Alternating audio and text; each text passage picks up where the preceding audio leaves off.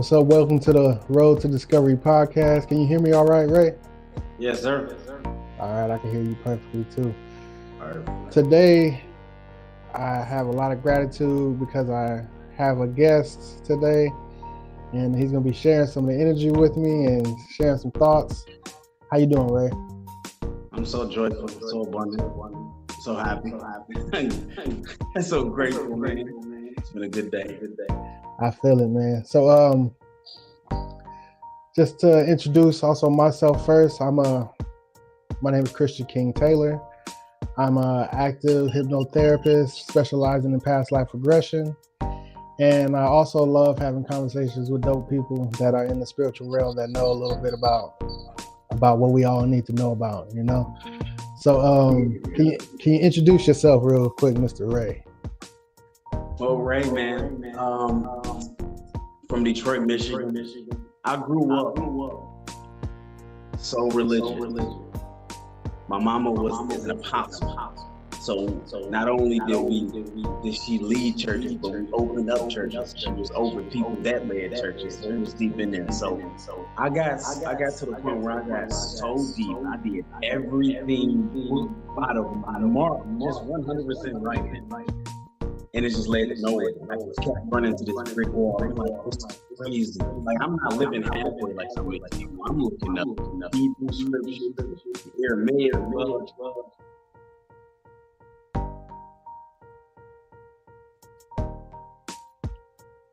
Did your sound go out? Yeah. Okay, I can hear you now though, my bad.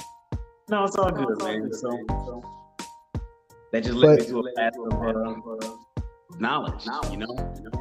I mean, that journey is a little bit similar to mine. I went to Catholic school from kindergarten up to 8th grade. And so I was in church all the time. And then when I went home, my mom was at Baptist church. So we was at Bible studies and all church all the time, you know? So that's crazy. So first, let's even get it started. How would you describe your journey from being so engulfed in the church to then just finding spiritual and metaphysical knowledge? And how was that process even like getting out of the guilt that comes with being religious and even learning stuff like that? Oh man, it's all one and the same. The more religious you are, the more your energy is tied up, energetic knowledge. Because truth is coherent. Coherence is love, and God is everything. When we are one with Source, we know everything because we are everything. It's just like me looking at my foot, knowing that we're one and the same. God knows everything. So this is physical life. This physical life is just a veil that creates an illusion of separation. You can never be separated by sight. Separation doesn't exist. You cannot be. That's like you having a dream at night and something inside of your dream being separate from you. That kind of sounds a little silly when you say it out loud. It's the same thing with us, with Source. There is no separation. It's only an illusion that we create. And we are so infinitely and abundantly supported, unconditionally. We believe that we are disconnected or severed. We will create an experience of separation. That's how unconditionally supported we are by the universe, and how powerful we are. But you can never be separated. So man, this journey is an awakening. It's a journey of remembering who I am, remember who I was a kid, remember how I used to see the world when I came my perspective, self-survival, instincts, you know what I mean? It's really a testament to the rubber band. You know, it's like as far as you want back, as far as you pull back, as far as your energy, as dark as you get, as hard as you get, the further you can propel forward. Because now you're using that momentum. Every time you rediscover yourself in a different perspective, you become so much more powerful. So polarity is important. It's beautiful, actually, because we can't have light without dark. If it was all light, I don't even know what the difference is. It all exists. Everything is one and the same. So the breath of life told me, he said, you and I are one and the same. Everything is one and the same. And when I really, really found out the truth about everything and the dream analogy, it's literally Everything is a part of your dream when you sleep. Everything is you, no matter what. Everything is you. It's different perspectives, different vibrations, different expressions, different interpretations, but no matter what, fundamentally, everything in that is you. Yeah. Everything here is one.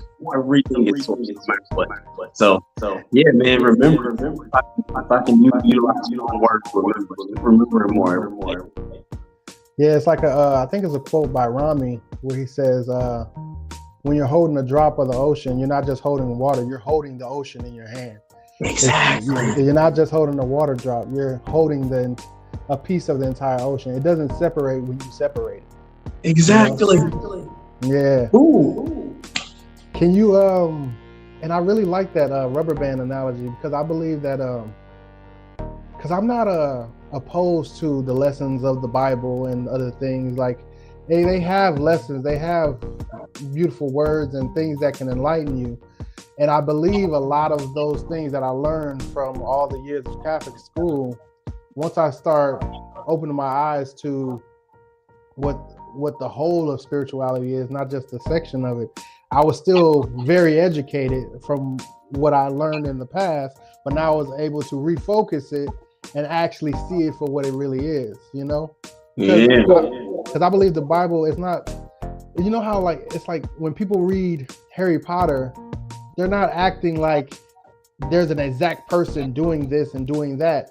You realize that, oh, this story and these words are symbolic of a bigger message, and they have a bigger motivation behind it.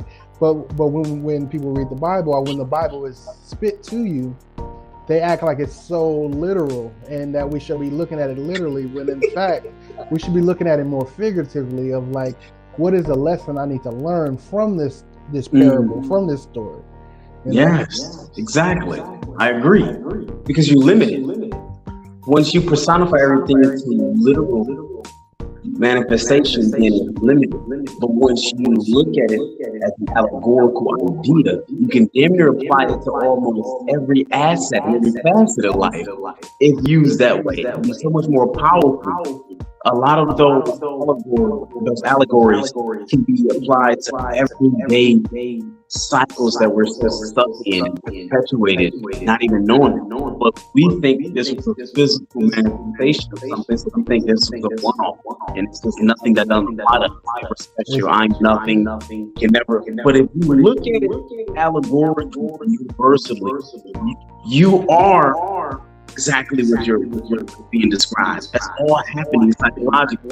Everything that was personified into physical manifestations is usually originally psychological principalities, and they just modified to people who couldn't really grasp the concept a little bit. It was a little bit easier for stories, a little bit easier to integrate, digest. But looked at it for exactly what it is. It's so much more powerful because you get to take those things. Like one of my favorites, right? And I'm all over the place. So one of my favorite ones from the ancient Kemetic idea of Set. You know, Set was this destructive energy, god of destruction, order, and chaos. And it was like, once you look at the metaphorical or when you look at the idea when it's like allegorical, it's deep. It's not just about a monster or a demon or negativity or destruction. It's about that. It's about that feeling literally expecting this motherfucker just disrespect you in front of everybody. It's when you about to blow up, when you triggered off something. And it's like, if you understood it Set, you can be like, oh, Set telling me. Set is reminding me of something. What does this remind me of? You know, why is this so hurtful to me right now? You know what I mean? So when you utilize a lot of these allegorical ideas and the correct instances and the correct perspectives, you can apply it something more deeply and consistently, man. Hell yeah. I mean, so how would you kind of describe maybe your awakening type of moment, or if you can even pinpoint? Can you hear me? I can't hear you any longer. Oh no. God damn. Let's see.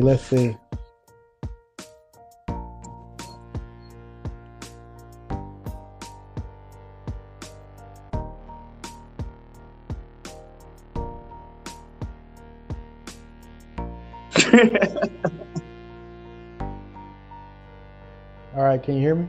Yes. Perfect. All right. So I was saying, can you pinpoint like around the time where you had your sort of awakening or started to transition towards the more oneness with God than more of the religious point of view? Well, first and foremost, I had to detach from religion first. And a part of my big detachment was me discovering the name Yahuwah, the breath of life. You know, hallelujah, hallelujah, as an ancient Hebrew phrase for praise and uplift. And Yah is a name. People don't know that. So you're seeing some very ancient worship language when you say hallelujah. And people don't recognize that as the breath of life. So the name Yahuwah mentioned about 6,800 times in the original Hebrew text.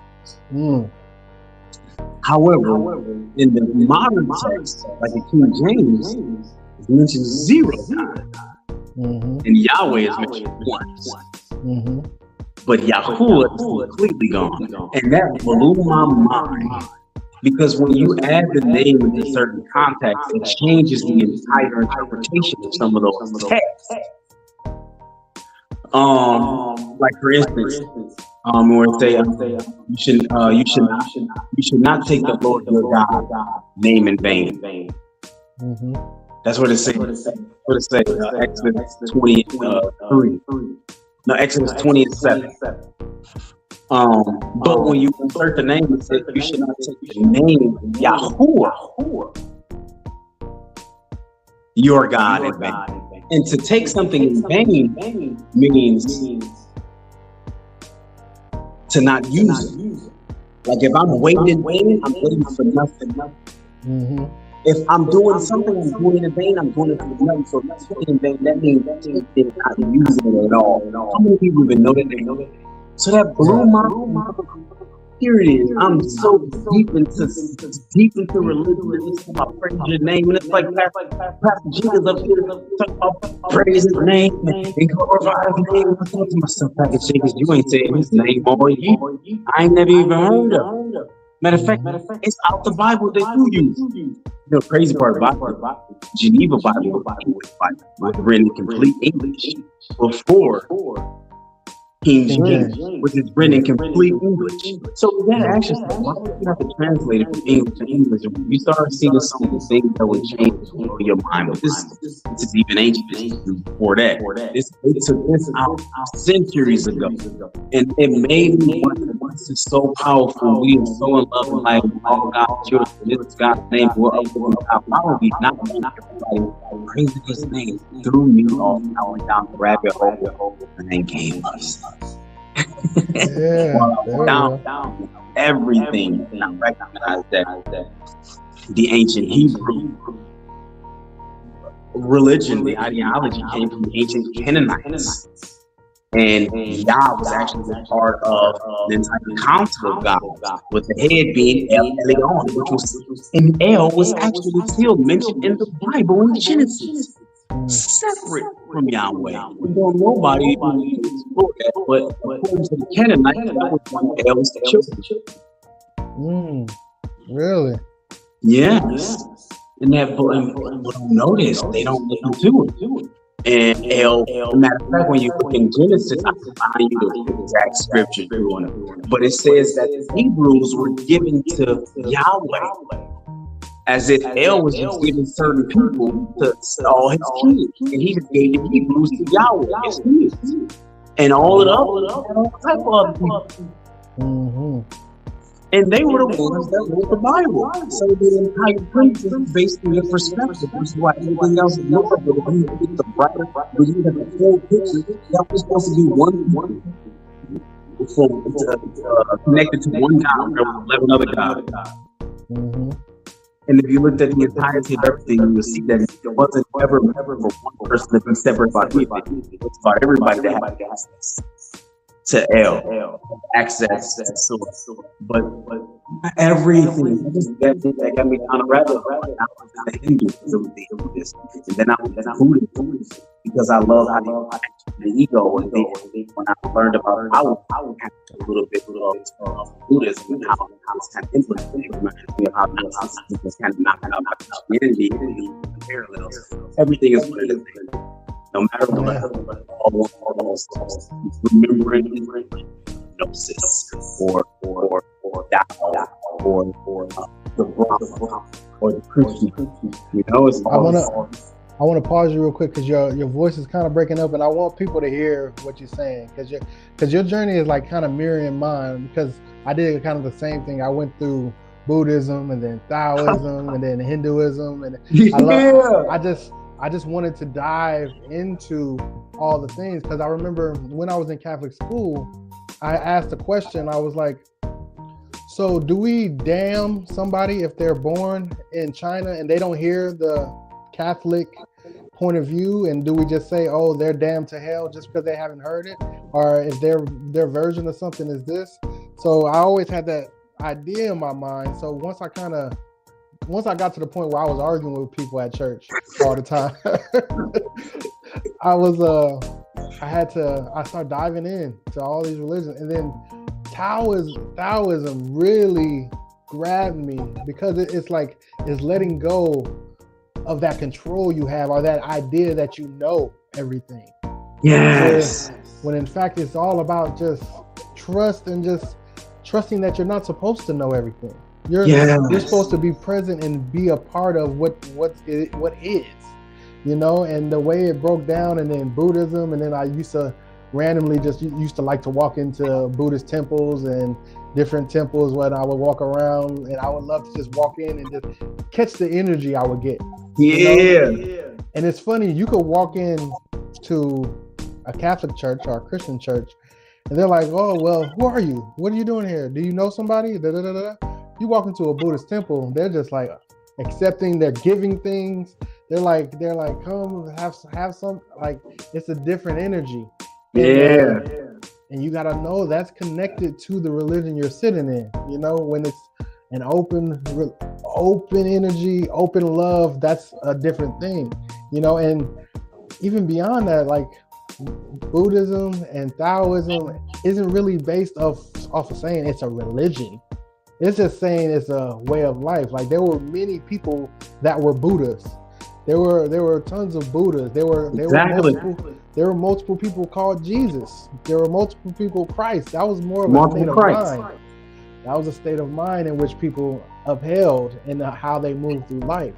But I kind of wanted to do that so I can break down what you were saying before, because I think when you get going on your mic, it starts chopping up a little bit. So I want to get back to you, and you were talking about Taoism. If you can go back to it and do your thing.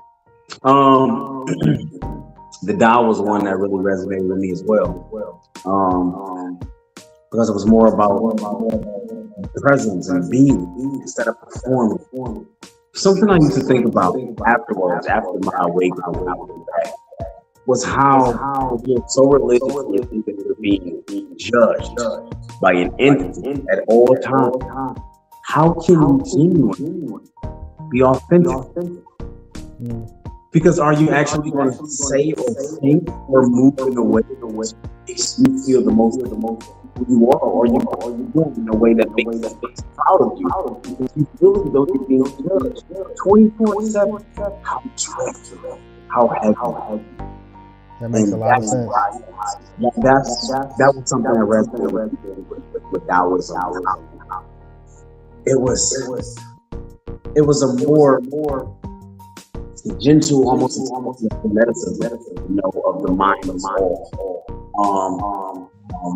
And matter of fact, if you go even older, the Hermetic ideology, which is the mind is all the Greeks got it from.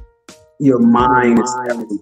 That's why a chaos magician, something I resonate with. Like might utilize multiple avenues in order to utilize the unconscious part of their mind, like sigils and things like that.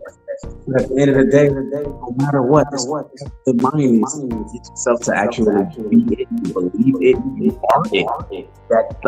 It's that simple. If you are in a dream, right? And you become lucid, and you know you're in a dream, you become connected to you that's sleeping, and you're like, I remember now, I am this who I am. Your mind, the connection to you. That's it. The same thing here. It's just more optimal, more structured, more just how powerful you are compared to our dream. It's how big the source is compared to this physical world. You know what I'm saying? All in the only people who can inhabit at night when you're dreaming are ones who know that they are here. You was never dreaming, thinking that you was smart, so you might have a different lifestyle, a different story. When you essence, you're true who you are, your presence, your soul changed. So you have to remember that your source in order to become one of you.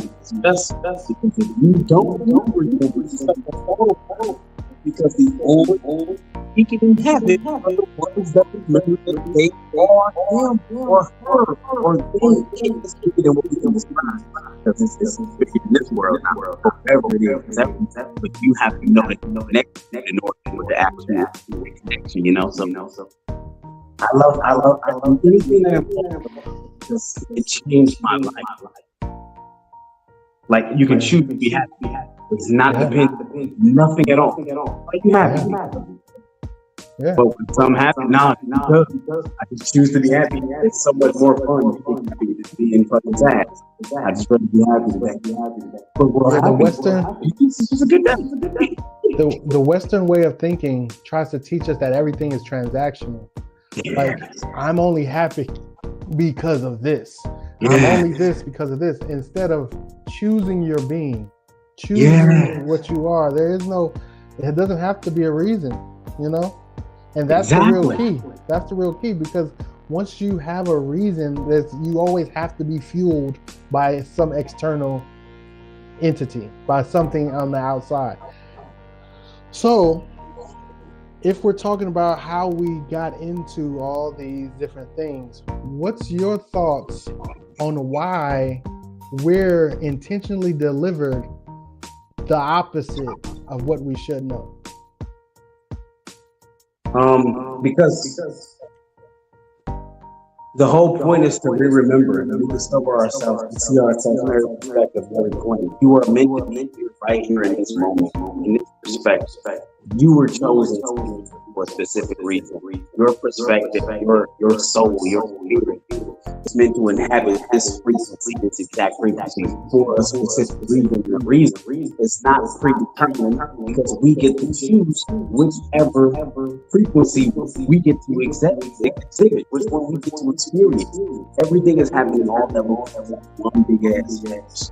And this, your soul which path based on your vibration frequency. So when they say it's faith real, like everything is already happening, no God. Well, God is living in you. I'm trying to understand. It's like being in a dream and trying to understand your human self. What the fuck does it matter? Be present. Be now. After all of this, you seek yourself to remember everything. But the whole point is to be here right now. It's not to understand all of it. If you wanted to understand, if the whole point was to understand all of that, you came here in the first place. So trust that your higher self is here for a reason. So you don't have to understand it. You just have to be. We can't grasp the concept. It's not meant for us. As soon as we get a certain amount of certain amount of the veil being lifted, instantly back connected, reunited. And then that's what the whole point of it is for us to discover ourselves every moment. Authenticity is the highest vibration because it's the most important. Source wants to live life, your perspective, your opinion. You being all important, because if you think anything other than authentic, you're not being here. You're not doing what you were meant to do. Exactly. So you start manifesting around to your frequency of authenticity. Yeah, it's for the universe loves you. Conditioning it so much that it's going to go and more reasons to be authentic.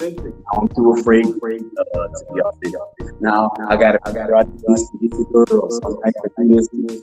Just but to get the promotion. But if you start being authentic, the universe will start giving you more reasons to be you. So that's all I wanted to say. Yes, indeed, man. And I'm really like enjoy just having this conversation, because I get so excited just speaking to people like yourself, because it's like you're just here. You're here and you're appreciative of being here, and you're letting life be life, letting yourself live life. Yeah. So to kind of take a little diversion a little bit, what really attracted me to your page, the post you made, you were talking about the indigenous Black Americans of the Americas. And I would love to just dive into that. And I want to, first, let me kind of give you mine so I don't forget. But I know when I kind of discovered that that we are indigenous to this land, we're indigenous to all lands, we're indigenous to this planet. When I first discovered that, I felt like such a deep feeling of kind of like betrayal and like wait. So you're telling me like there's this huge lie that's been built on my whole existence? But also what happened when I thought about that, I was like, oh, now it makes sense. Now the hatred I feel from certain people, now all the pain that people go through, all the hangings, the mistreatment, the judicial system, how it works, it all makes sense. Because if you steal from someone and you steal their identity, you will never be comfortable in their existence around you. Mm-hmm. Everything they do is a reminder of what you've done, no matter if it's in your forethought or even in your subconscious. This is why people react the way they react and things happen the way they happen, and why we feel the way we feel in this country. What's your experience, and how did that come about with yourself? That was another rabbit hole I went down.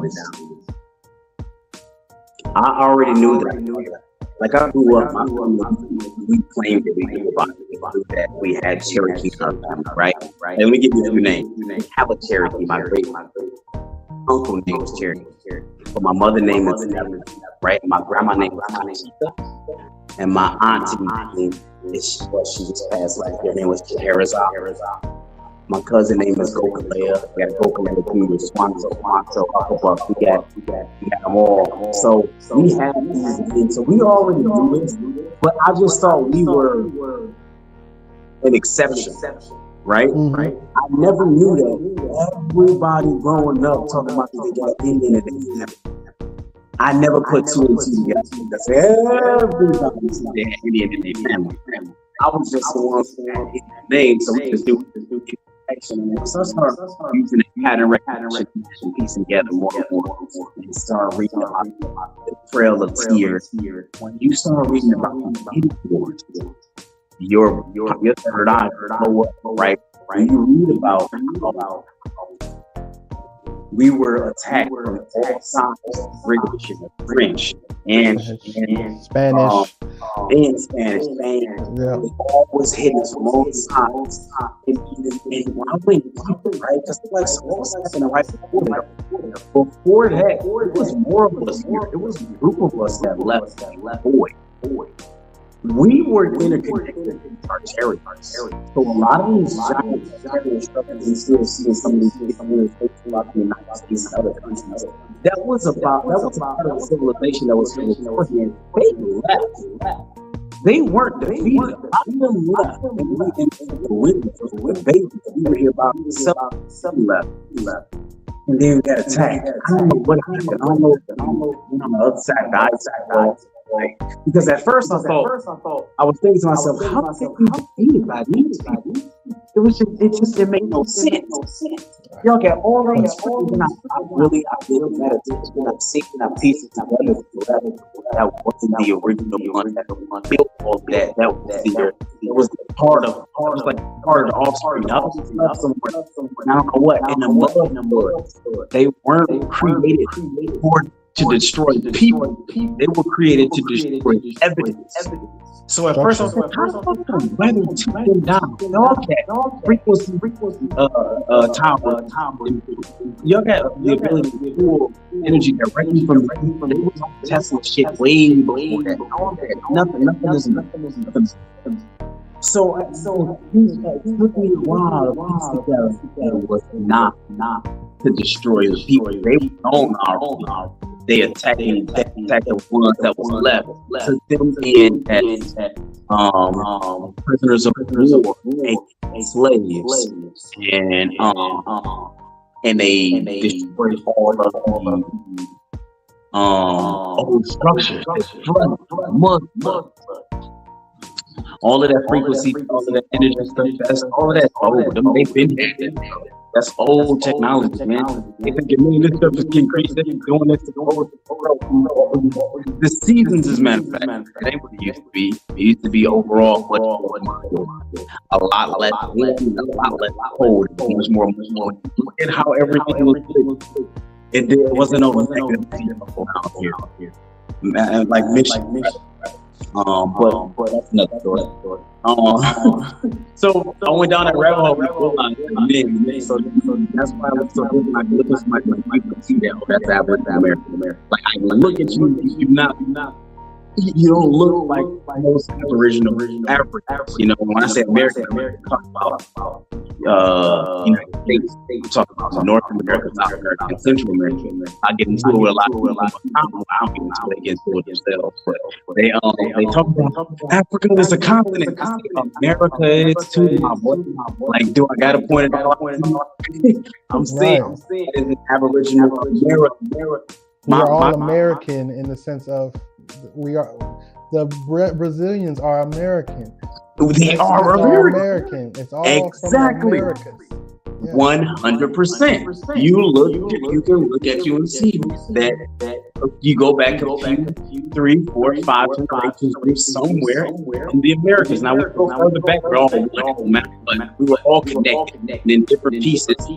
People started looking like that. You can take anybody from any area, place them in that area, and over the span of years, that's how they'll look. It was all dumb that were beat out on superior, because no matter what you're seeing in your own cover change. And no matter what, different shades of brown, stupid. So white people, real brown. You know what I mean? But the truth. It's not about superiority.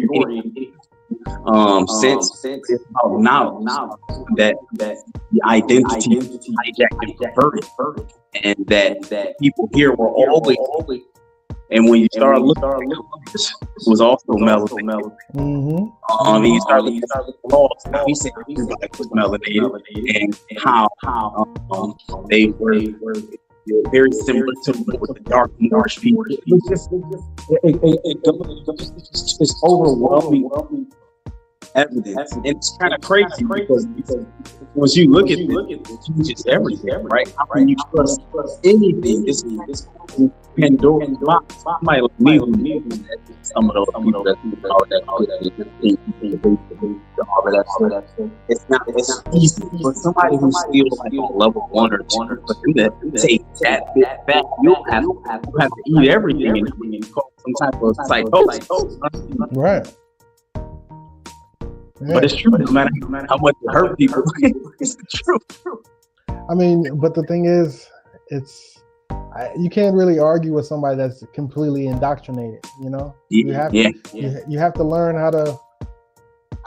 I truly believe like my source within me guides me to what I really need to know, and what's off and what's right. Like I can feel what's wrong or what's right, you know. And once you start moving and trusting in that direction, you can't really be fooled, you know. It's hard to be fooled. You know? Exactly. Because you know who you are. Your identity isn't built on convincing other people to believe yourself, because you're not afraid to be alone in your own opinion. Most people are. Because you're afraid to be alone in your own opinion when you don't really have a solid foundation. You know what I mean? So when somebody gets upset and they start being disrespectful to me, I see them projecting, oh, I had it hurt. Something that I said makes sense. And piece together something uncomfortable that rocks your foundation, your structural belief system. And the only way for you to react to it is just a way to save face, which is yeah, they still trying to hold up the pillars of the foundation that was made for them. And they start seeing those cracks, they get in defensive mode. Like, yeah, they get in defensive mode. Hey, you just gotta break my whole, you gotta change my whole life. Like, yep. You know? And you, once they get there, they get disrespectful. You just sit there, and it's hard because you take that energy, but it takes perspective, right? It takes perspective because you have to know that everything that's saying is has no bearing on your work. A lot of us, the only way to feel offended by anything is for you to apply it to you, to think that it's some truth to it. Because if I say, hey, you're a big old Scott, you're gonna be like, this nigga crazy. That don't make sense. But if I say you a dumb black nigga, then you're gonna get mad. But if you know deep down inside that don't apply to you, just like a Scott, just like a Scott, I should be thinking to myself, oh, you projected. You know what I mean? And a lot of so yeah, that's coming from somewhere inside. Like, yeah. So and the people that orchestrate all of this shit, they try to paint these strong traits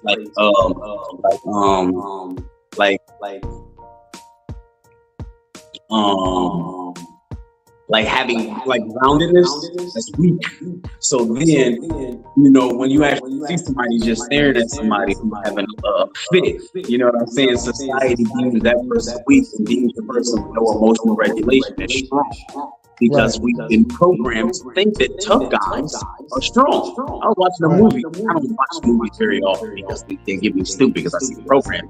I like they I feel it stupid. It's not like, nah, I see that program and I want to turn it off. It's so obvious. Right. It is. The gangster dude who came, somebody presented him and made a painting of him. Part of it was that angel, and part of it was the devil. He got mad and killed him. He was like, man, he must have been hard. And I thought to myself, that's crazy how they paint all these insecure traits as strength. Right. That's the funny thing that I thought when I was really young too. Because I remember we would have like conversations about like aliens and stuff. And then people always resort to like, aliens gonna come down here and try to kill us and take us. And I always thought like, anything that has the intelligence to explore the galaxy, this is before a lot of the ideas of a lot of things, but if anything has the intelligence to explore the galaxy, to go from one place that is millions of miles away to another place, you have to be smart enough not to be barbaric and just want to kill people. You know, it's not possible.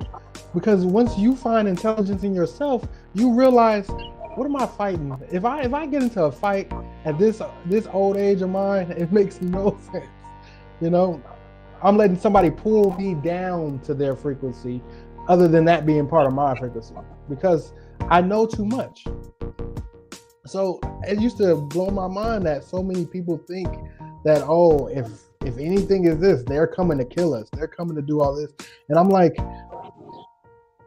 society really teaches us to be so afraid of everything, of the unknown, that it teaches us how to stick in this low vibration, to the point where I was just talking to my wife about you know, like apocalyptic stuff, like what if all the lights went out and no electricity and everything.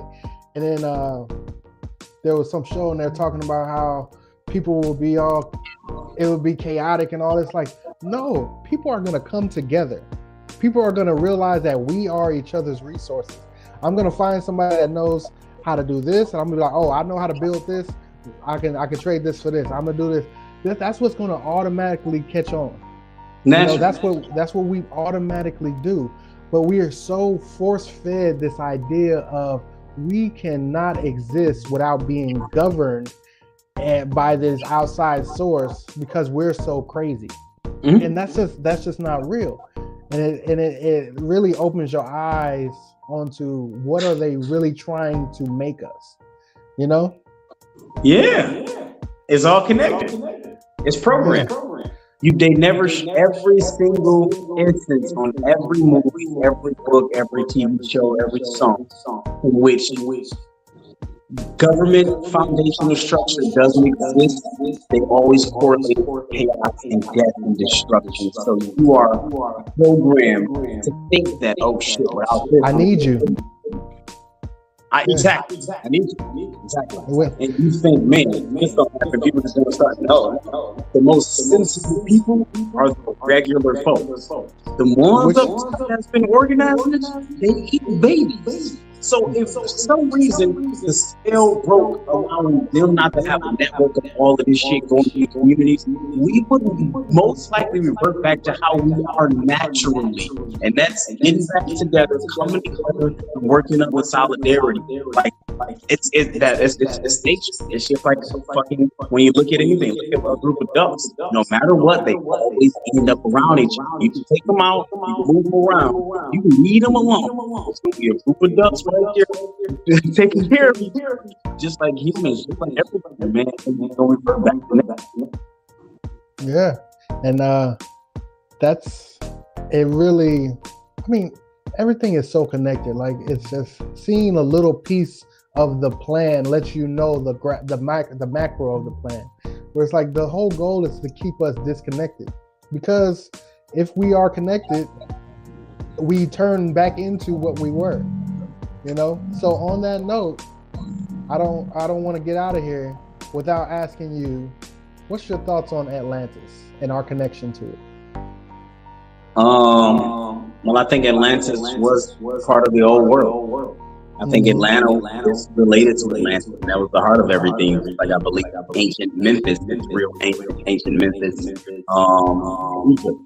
I believe it was a part of the old world. I believe we used to be the Aboriginals. Before that, we were the Tartarians. Before that, we were the Atlanteans. Before that, we were the Sumerians. And before that, we were the Lumerians. That's what I 100% believe. I almost know it. I'm just going through it once more. But yes, it's all connected. It was deleted, just like the Tartarians before that. It was the old Tartarians. So whatever Atlantis is exactly what Tartaria is. And we can use that as a bridge, because Tartaria was more recent. Atlantis for that. So if we start looking at these structures, how they dismantled everything, how they covered it up, how they repurposed everything, and turned a lot of those Tartarian structures, police stations, into court buildings and stuff, courtrooms, all this low vibrational churches, and took the veil without getting frequency bells, all related. So it's the same thing. I just think Atlantis was a little bit more buried, take more. I think our towards the interior was more with scrap and that can help us actually fix the connections to Atlantis a little bit more so. Hell yeah. They did good. Yeah. They almost had it. They almost, but they didn't realize we was connected to the memory regardless. They didn't realize that even if you destroy the structures, if you rewrite the pages, if you scratch out all the scripts, we still got it within us. And that's one of the things that really drew me to hypnotherapy and past life regression, because it really lets you know how like eternal and connected you are. Like, once you go within yourself, the whole universe opens up inside you, and it's like you can go anywhere you want. You can find out anything you need, and if you just have the courage to trust yourself, you will give yourself everything you need. You know. But also on the note about like Tartaria and ancient Egypt and all these things, we also have to remind ourselves and others that a lot of what they call these things, even like Atlantis and stuff, is their interpretation of what we are. Yeah. And in fact, we were on such a different level of things. We didn't even have to talk to have a conversation. Mm-hmm. So also we did not have to write down so you can know what's going on. A lot of the stuff that's written is from the primitive races of now that chose to rewrite everything. Mm-hmm. You know, like, so we get a lot of information, but most of the information is within us already and what we already know. And a lot of the stuff is just what they used to call it from the outside looking in. You know? The introduction of writing lowered our frequency overall. For sure. And people don't know that. Because that took away our ability to remember. It took away our ability to telepathically discuss, yes. telepathically connect and cooperate. It took away the power of the voice. It took away the power of the actual inner voice, the mind's eye, the third eye, and everything that's connected to it. We are, but also even if you look at Black people now, we can talk to each other without talking anyway. Oh yeah, even on their level, we still like. I don't know you that well. You don't know me that well. But we could probably sit here and I can look at you. You could be like, oh, something's going on. He gotta go. He gotta do something. Do this, do that. And that's how ingrained it is in us, you know. So that's why I love having conversations like these, because I love just knowing that so many of us are out there and so many of us know what's going on, and we are not what's projected onto these screens that they show us. And just like they told us back in the 70s and the 80s, the revolution will not be televised. The revolution will not be social mediaized. The revolution will be internalized, and it will be distributed among us connectively. You know, so that's why I even wanted to reach out to you, brother, because I recognize the revolution in you, and I wanted to have a conversation, man. Well, I appreciate it, man. And likewise. I'm just excited that the revolution has begun, and we are part of it. Excited. Oh yeah. It's no greater time to be alive, having this physical world right now as the world advances, as the world awakens, consciousness rises, come together. Like it's easier to transform timelines at this point. Oh yeah. No, it's crazy now. It's so much easier to shift everything. Yeah, it's so much easier. Because it's and also you can tell that this is the time of revolution because you could tell by how they're acting. Oh, not even. You could tell by the panic that's going on. I start recognizing when I was like, oh, they putting this TV guy, this Wall Street guy as the president. They're just making these figures be powerful people that are like they are trying to turn everything into a TV show to the point that we just get so distracted, but they don't realize we can watch your show, we can build our show, we can create a show, and we can control all of that shit. The power is dissipating, and you can feel it every day. Yeah, it's over with now. It's already beginning. Ain't no stopping it. They can try to slow it down, but that's why they got them bunkers. Eventually, they're gonna have to get on the bottom here and try to hide through it. But in actuality, that's kind of one of my theories. I believe they came from bunker type areas. You know, they that's why you don't really see depictions of black cavemen. The cavemen usually look like them because they came from the cave. You know what? That is so true. That's the one negative depiction that they don't make black. Mm-hmm. And the thing is, also, even if you look at where they say they come from, the Caucasoid mountains, the caves, they're telling us everything we need to know, and it's like it makes sense. I wouldn't need melanin if I live in a cave. I wouldn't need. And also, if I lived in a cave, I would probably have to be a little greedy too. I would have to be a little stuff because resources are scarce in a cave. Resources are scarce when it's cold and when it's dark and things like that. So that it just makes me understand them a little bit more, and where I can even have empathy to a point, because I understand your discretion, and it changes stuff. So it just makes sense. How did you get in the cave? I wonder. That's a whole nother story. You know? You know, that's a whole nother thing. That'll be fun to go down that rabbit hole. Maybe they came from below.